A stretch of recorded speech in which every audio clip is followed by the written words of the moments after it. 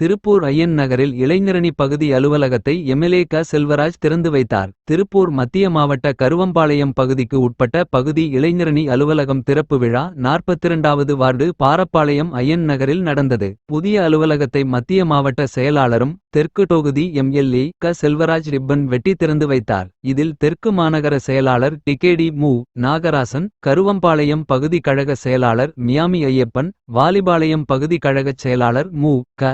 உசேன், மாநகர அவைத் தலைவர் ஈஸ்வரமூர்த்தி, மாநகர மாணவரணி அமைப்பாளர் திலக்ராஜ், மாநகராட்சி கல்விநிலைக்குழு தலைவர் திவாகரன் ஆகியோர் வாழ்த்தினர். முன்னதாக இளைஞரணி துணை அமைப்பாளர் பாரப்பாளையம் சிவா அனைவரையும் வரவேற்றார். வட்டக்கழக செயலாளர்கள் ரமேஷ், நந்தகோபால், திமுக கழக நிர்வாகிகள் பிரிண்டிங் மணி, திராவிட பாலு, கொங்கு முருகேஷ், டாலர் சிட்டி கார்த்தி, சுகுமார், சரவணன் மற்றும் மகளிர் அணியினர் கட்சி நிர்வாகிகள் கலந்து கொண்டனர்.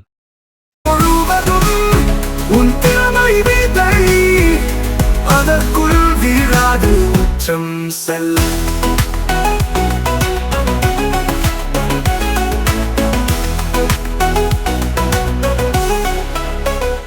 திருத்திக் கொள் இடர்களை நீ கலை. வம்பு வழக்குகள் தேவையில்லை உண்மை.